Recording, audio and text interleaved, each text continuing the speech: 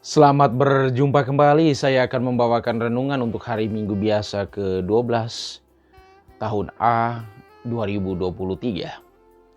Hadapilah segala sesuatu dengan tenang. Tuhan selalu hadir dalam hidup kita. Ia hadir dalam tenang dan sunyi. Ia menyapa dan membaharui diri kita juga dalam hening. Menciptakan waktu sunyi untuk diri sendiri adalah jalan damai untuk bertemu dengan Tuhan. Banyak hal yang tidak menggembirakan terjadi dalam hidup karena orang gagal untuk menciptakan waktu sunyi bagi dirinya. Di saat kita gagal untuk menghadirkan kesunyian untuk diri sendiri, serentak di saat itu kita tidak dapat mendengarkan bisikan Allah yang begitu halus dan menyejukkan. Di saat itu kita mulai terhempas dari dekapan kasih Allah. Sesibuk apapun kita, ciptakanlah waktu sunyi, biar hanya semenit. Syukur kalau lebih, untuk ada bersama Tuhan dan merasakan kehadirannya. Banyak orang takut menghadapi situasi hidupnya karena ketiadaan saat sunyi untuk ada bersama Tuhan. Orang terlalu sibuk dengan hingar-bingar dunia. Tuhan hanya bisa dijumpai dalam sunyi yang sungguh hening. Kita perlu waktu hening untuk menarik diri dari kebisingan hidup ini. Yesus meneguhkan, jangan kamu takut kepada mereka yang hanya dapat membunuh badan. Jangan takut kepada mereka yang hanya dapat membunuh tubuh. Itu bisa dibaca dalam Injil Matius bab 10 ayat 28. Takut adalah pengalaman normal yang dialami setiap orang. Ketakutan adalah reaksi spontan di saat kita mengalami sesuatu atau berhadapan dengan sesuatu yang terjadi di luar dugaan kita. Objek ketakutan setiap orang berbeda-beda. Ada yang objeknya jelas dan ada yang tidak. Saya misalnya, saya sangat takut terhadap tabuan kuning yang besar. Ukurannya paling kurang sebesar jari kelingking orang dewasa. Takut kepada semua ular berbisa dan juga ular-ular besar serta orang gila. Setiap kali saya ketemu dengan objek itu, pasti saya berpikir antisipatif untuk menghadapi atau menghindarinya. Itu terjadi otomatis. Alasan ketakutan saya karena saya tahu sakitnya sengatan tabuan kuning itu seperti apa. Saya alami menderitanya di pagut ular berbisa seperti apa. Dan juga saya rasakan seremnya emosi orang gila yang tak terkendalikan. Kalau saya berhadapan dengan objek itu, pasti saya sungguh berhati-hati. Tidak mengganggunya atau kalau bisa menghindari saja. Yesus mengajak kita untuk jangan takut terhadap orang yang bisa membunuh tubuh. Tetapi takutlah kepada mereka yang dapat membunuh jiwa. Takutlah terutama kepada Dia yang berkuasa membinasakan baik jiwa maupun tubuh di dalam neraka. Ada berbagai jenis pembunuhan dalam kenyataan setiap hari. Hal itu banyak diberitakan oleh media massa, baik itu media elektronik, media cetak, media online atau offline. Pertama, pembunuhan dengan senjata tajam, barang tumpul, atau dengan besi panas. Itu terjadi begitu cepat dan langsung mematikan. Yang kedua, pembunuhan dengan zat beracun. Bisa berupa herbal, zat kimia, dan juga dengan bakteri serta virus. Ini terjadi dalam proses, bisa cepat dan bisa juga lambat.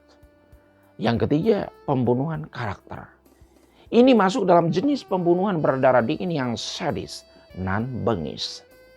Pembunuhan karakter itu bisa mempengaruhi kesehatan fisik dan mental orang.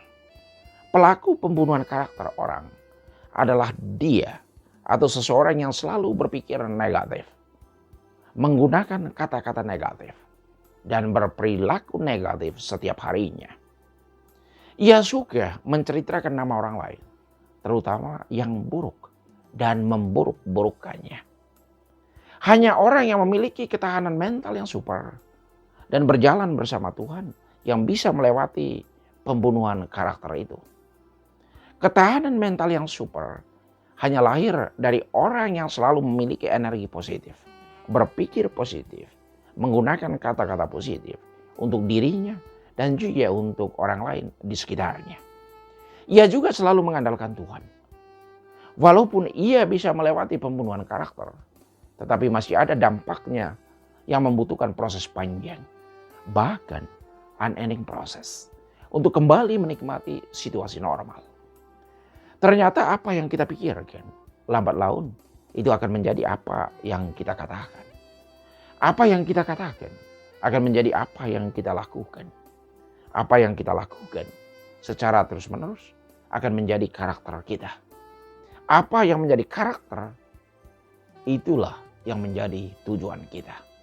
Karena itu hati-hatilah dengan pikiran, kata-kata, dan kelakuan atau kebiasaan kita.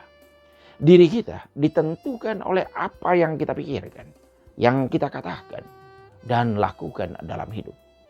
Ini kedengarannya sederhana, tetapi sungguh mempengaruhi hidup seseorang dan akan menjadi seperti apakah orang itu kelaknya. Mari kita membenahi diri supaya inner power, kekuatan positif kita tidak berkurang. Caranya berjuanglah untuk selalu dekat dengan Yesus. Dan kenalilah diri sendiri, siapa kita sesungguhnya. Chattinglah selalu dengan Yesus, dengan Tuhan. Sarana untuk bisa chatting dengan Yesus ada banyak, seperti berdoa, membaca kitab suci, melakukan devosi tertentu, melakukan meditasi, dan juga berada dalam sunyi di hadapan Tuhan. Membiarkan Tuhan berbicara dan menyapa kita. Semakin sering kita chatting dengan Tuhan, berbicara dengan Tuhan, semakin kita optimis dalam hidup setiap hari. Jangan takut, aku menyertai kamu sampai akhir zaman. Itu bisa dibaca dalam Injil Matius bab 28 ayat 20. Yang membuat orang takut juga karena berpikir berlebihan, overthinking. Orang sukses adalah orang yang selalu mencari jalan. Orang gagal adalah orang yang selalu mencari alasan. Sukses itu melalui banyak proses, bukan melalui banyak protes. Sukses itu berawal dari tantangan, bukan dari zona nyaman. Tetap semangat untuk meraih sukses. Jangan terlalu berpikir berlebihan, karena itu akan merusak diri kita. Berhentilah berpikir berlebihan tentang dirimu. Sepotong besi hancur karena karatnya sendiri.